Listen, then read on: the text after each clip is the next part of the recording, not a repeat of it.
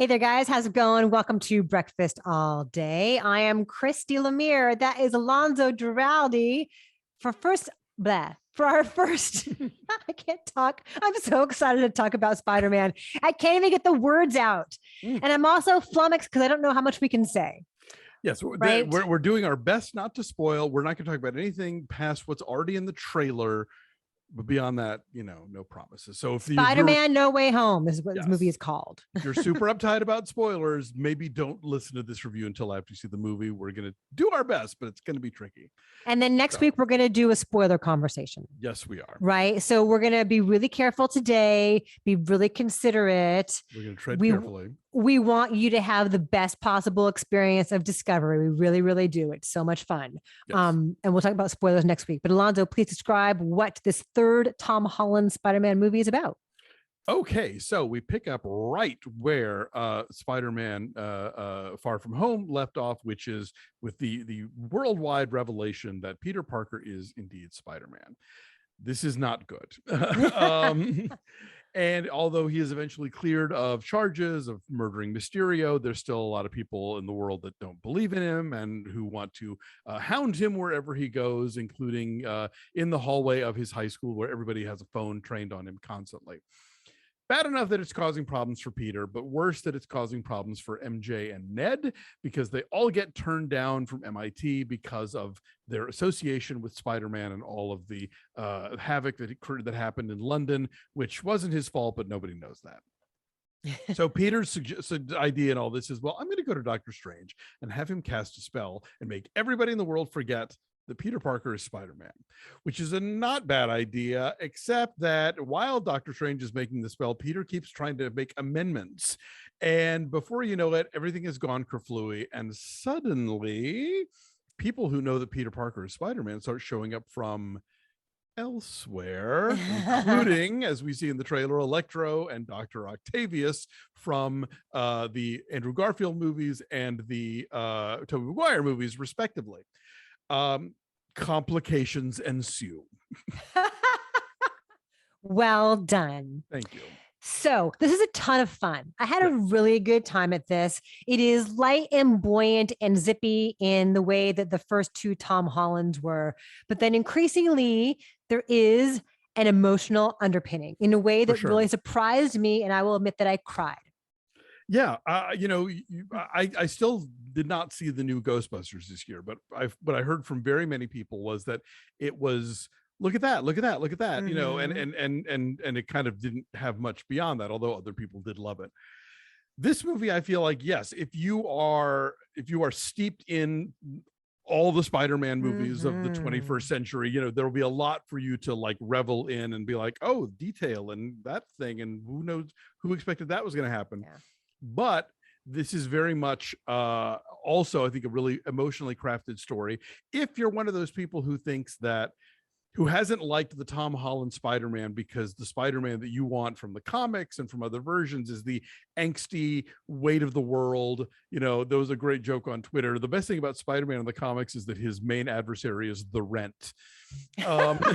Well, Andrew Garfield was like the angsty weight of the world Spider-Man, but those were like the least liked of all of these more recent Spider-Man movies. This is true, but nonetheless, if you felt that the whole Tony Stark of it all like rendered these movies not as like Peter Parker can't catch a break as you would have wanted, this is the movie where all that starts happening. Okay, and I think by the end of it, you will find that Tom Holland takes his place as the Spider-Man that goes all the way back to Stan Lee and Steve Ditko, as far as being somebody for whom his powers are as much a burden as they are a blessing, and who does indeed grapple with the fact that with great power comes great responsibility. Right. I'm sure, I'm glad you mentioned Ghostbusters, because I'm sure that like a lot of the folks who were less than pleased with my unfavorable Ghostbusters review will go hypocrite, because this is the exact same thing. It's all fan service,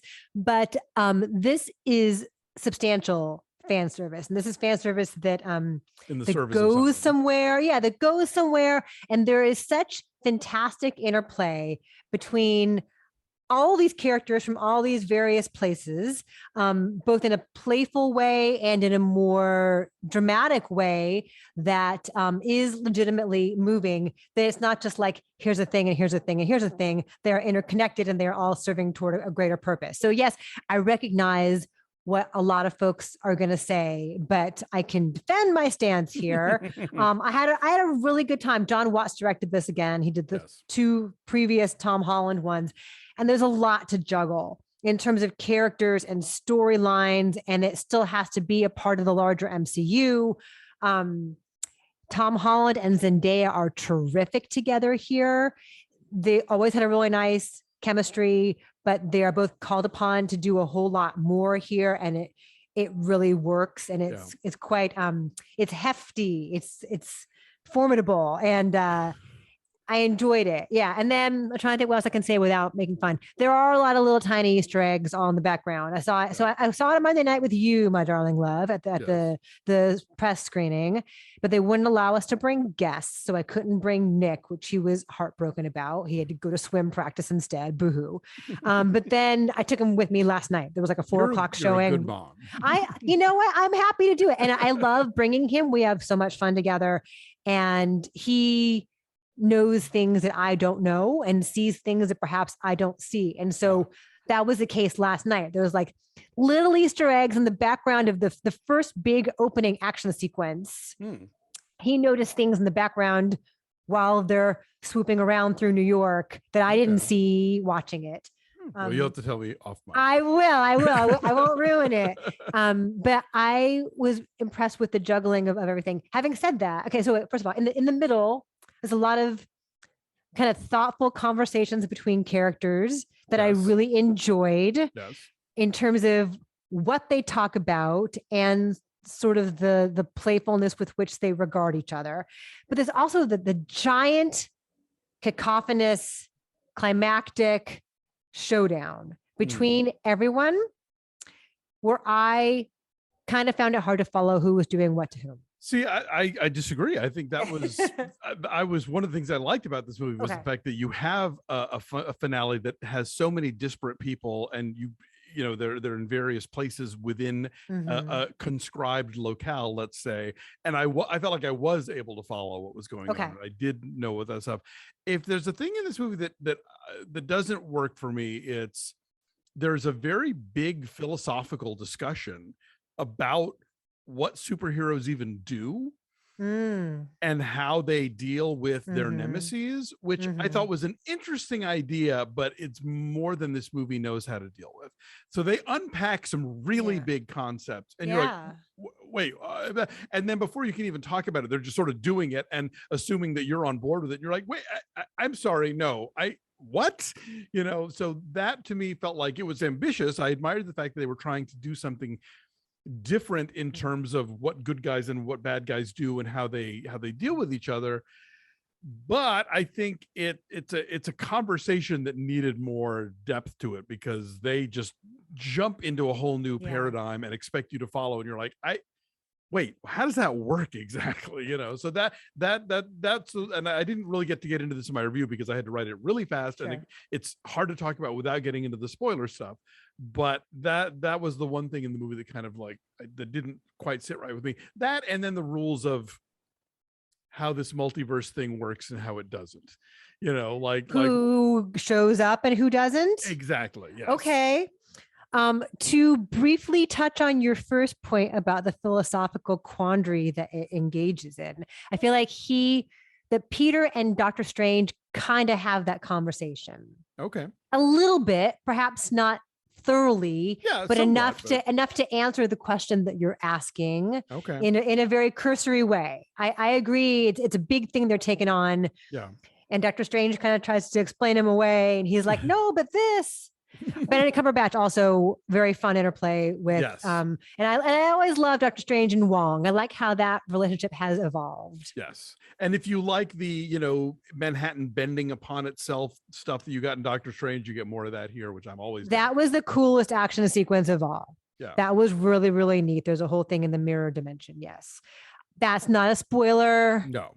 It's in the trailer. It's in the trailer.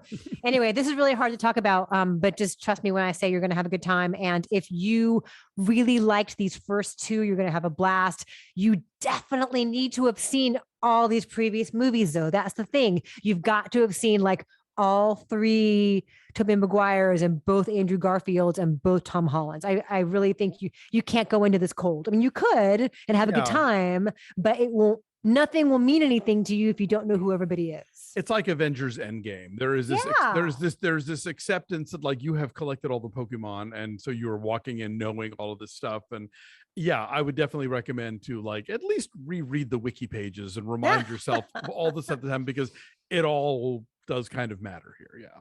I will tell you that my audience went apeshit. I was at a 4:00 showing. So it was a bunch of high school kids, like straight out of school, that went to the theater, and they all went nuts at various moments. I will say that.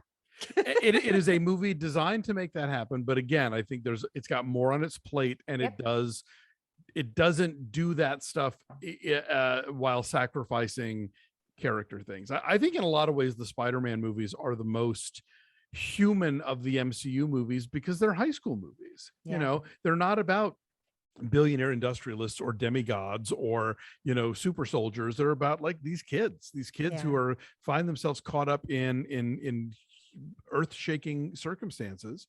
And this movie especially, I think, really keeps coming back to them, and it's about, you know, Peter and MJ's relationship and Peter and Ned's friendship and the three of them and their life goals, and it keeps the heart of it very compact and small and relatable, so that when everything else is nuts, you know, you have this core to keep going back to. And so, and to them, whether or not they get into MIT is earth shattering. Yes, is like the end of the world for them, which is, you know, true to being a teenager. Absolutely. Yeah. I think I said in my review, when you're a teenager, everything feels like the end of the world anyway. So you might as well make a teen apocalypse movie. You know? Also, the score, is it Michael Giacchino? Is that how you say his last name? So the variations on his score here are quite moving and quite effective. His Spider-Man theme is thrilling and rousing, but he finds like shadings of it at different, more dramatic, quiet moments that are very effective. So anyway, it's really, really good. I'm going to say 8.5. I said 7. This is a super did I say 7? You did. Okay, do you want to stick with that? I'm going to stick with that. But it's but it's a solid 7. Like this is definitely like if you are feeling like you can go to the theater and you're the kind of person that, like, you know, your family reaches that point where no one can talk to each other anymore and you all go to the movies, you can all go to this one. Our number is a 7.8. Spider-Man No Way Home is playing at 1 million theaters, as Alonso pointed out. Next week, we will do a spoiler conversation, but we wanted to give folks the opportunity to see it over the next several days and really enjoy it. And then in like a week or so, a week plus, Nick and I will have a Marvel Monday conversation about it as well, because he's very knowledgeable and he has thoughts. Excellent. and there are end credit scenes. So of course you guys stay for those. Oh yeah. You already know, but do not get up. There's things happening. So for sure. All right. Excellent. Well, listen, thanks everybody for watching. Like this video, subscribe to our YouTube channel. Check us out at BeFastAllDay on Twitter, Instagram, and Facebook. And hey, why not join our Patreon? You get to watch videos like this with no commercial interruption. You get recaps of, speaking of the MCU, we're talking about Hawkeye, we're talking about The Great on Hulu, and you know, there's a monthly Off the Menu where you, our subscribers, get to choose a classic film we've never discussed on the show to review. All kinds of neat stuff that you only get if you're a subscriber. So become one at patreon.com/BeFastAllDay. Thanks for watching. We'll see you next time. Bye.